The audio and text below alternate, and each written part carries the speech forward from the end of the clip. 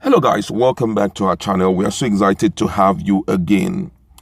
This issue of National Livestock Transformation Plan of the federal government, for some states, it's been widely accepted, while some still are under negotiation, refusing to accept it, considering the fact that most people believe that it's a step towards reinventing the forgotten Roga, reserved area for Fulani Herdsmen to come in and live with the people. Despite the fact that the federal government says that there should not be ethnic profiling in respect to crime, but then the Fulani herders are one people known for, trouble, and they are known for causing mayhem to their host. And right now, the Southeast have taken their stand in respect to the issue of this Roga. The benefit, the agricultural benefit, or the economic benefit, and the financial benefit is very obvious. But at the same time, it's important for one to take into cognizance the antecedent of this Fulanis and also take his position very well, so that tomorrow you don't end up weeping and crying. In Ekiti State precisely, about 81 monarchs have decided to take their own stand, and they say they will not change their position. That's the stand that we are going to look at in a jiffy. But before we continue, if you've not subscribed to our channel, kindly hit the red subscribe button and also the bell icon so that you can get notification anytime we publish our news on our channel. And according to the news, no fewer than 81 traditional rulers in Ekiti State have rejected the state government proposed ranching for herdsmen under the National Livestock Transformation Plan of the federal government. The traditional ruler, under the auspices of majority Obas of Ekiti Land Mobile, in a letter addressed to the state government, Dr. Kayode Fayemi noted that the moves by the state government will constitute a security threat to lives and property of their subject, saying the herdsmen are known for violence wherever they live. The letter dated March 25, 2021 was signed by the Olumoke of Omuoke Ekiti, Oba Adebayo Otitoju, and the Onikon of Ikom Amore Ekiti, Oba David Olushola, as chairman and secretary respectively, alongside the other 79 monarchs. The traditional rulers argued that, and I quote, "We are mindful of the security implication and the consequences which will be inimical to the security of our people, knowing fully well the majority of our populace are predominantly peasant farmers. We are also not mindful of the antecedent of some of the Fulani herders wherever they cohabit with their hosts.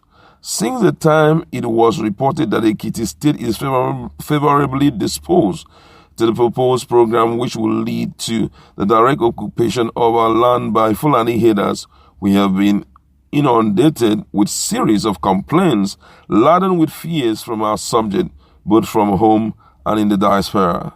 The call on Governor Fayemi to consider the security of lives and property of the resident in his administration's policy and program, declaring that the proposed program, which we perceive to be another nomenclature for rural grazing area, ROGA, the widely rejected land grabbing initiative, is unacceptable to our subjects. The State Commissioner for Agriculture, Dr. Olabode Adetoji, had confirmed that the government will be resuscitating the cattle ranch settlement in Oke, Aku, and Irele as part of the measures to provide solution to the prevalent farmers-herders clashes in the state. According to him, he said, in Ekiti State, under the National Livestock Transformation Plan, we are bringing back our cattle ranch settlement at Oke, Aku, and Irele for whoever wants to graze their cattle. And will register there, and provision will be made over the two. That was the word of the commissioner. And for me, this is quite interesting, looking at the position that the monarchs have decided to take in respect to this issue of ranching.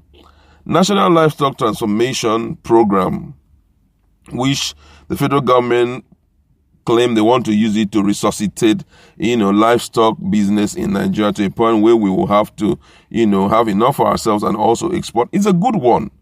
But then when it comes to the issue of ranching, most people do not want it. And, I'm not blaming this guy, talking about these 81 monarchs for rejecting it, because already we are seeing the impact of their presence in different communities in the southwest, not even only in the southwest, we're talking about the whole country. Currently, we are trying to battle the issue of the mayhem that they are causing in a place like, a place like Ebonyi State, right now in the southeast. We've heard of what they have done, the kind of pain that they have caused those people. Wherever they find themselves, it's always one issue or the other, which is, for me, it's very wrong. You understand? So right now, the monarchs are thinking about the lives of their subjects.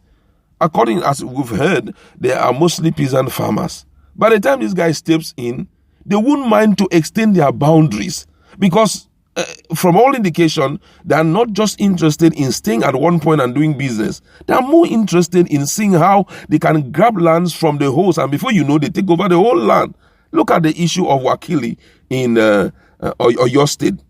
Reports coming in from there from different persons. They allege that for about 18 years, they have been under the control of this one man who wants to do whatever he feels like doing, who humiliates them, treat them the way he likes. 18 years, not in your land, in another man's land, where you will be staying there with so much respect to them. He said that even the land that he's currently occupying was not sold out to him. They came from wherever they came from, they situated themselves in the land, and they took over the land. And that wasn't even enough. They had to start using opportunity that they have to inflict pains on others.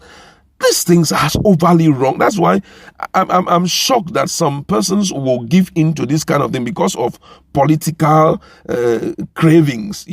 I need this as a politician, and they'll tell you to sign this and to sign this and to do this, and you wouldn't even think about your people.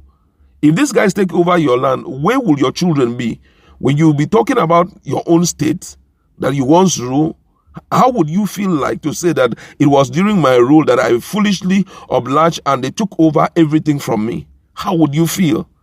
It's high time we wake up and correct this. I want to say big kudos to these 81 traditional rulers. At least they have human sympathy. They are empathic. They know what the future holds if we allow these people to stay with us. Because, everybody seems to be tired of them. I'm telling you, not because they hate them, but what they represent. They hang around you for a little while before you know it's trouble all the way. I think that the state government needs to correct it. If you want to make the whole of your state that you guys occupy, the likes of Adamawa, the likes of Katsina, mention them. If you want to turn it all around to be a ranching settlement for you, go ahead and do it. Whatever that must be done to ensure that irrigation is provided, to make sure that they have enough fresh crops for their animals and feed for their animals, they should go ahead and do it. Not to allow them to wander about. In a particular place in Southeast, they were molding blocks there. These cows, they came. The Fulani boys were just running around them and all of that. They destroyed the what do they call it? The blocks that was made for building. And they don't even care. They can't even say, oh, we are sorry and all of that. They'll just walk past you and they just feel that, hey, nobody can challenge. These are the things we're talking about. If you must maintain your own place, you must maintain your own state, you must do everything to ensure you don't allow any kind of person to come around, whether you are in Nigeria or not. If you are known for a particular lifestyle, nobody will permit you to stay around. Look at this, the Southeasterners who are staying in the north. They are making life very favorable for the people there, providing job opportunities for them. For one single day, we have not heard that they have lifted up arm against their own host community. That is what we were expecting also. If you feel that you want to come and live in the South and you want to enjoy your stay, then you must curtail all these things that are happening around us. I'd like to leave it there. Go to our conversation.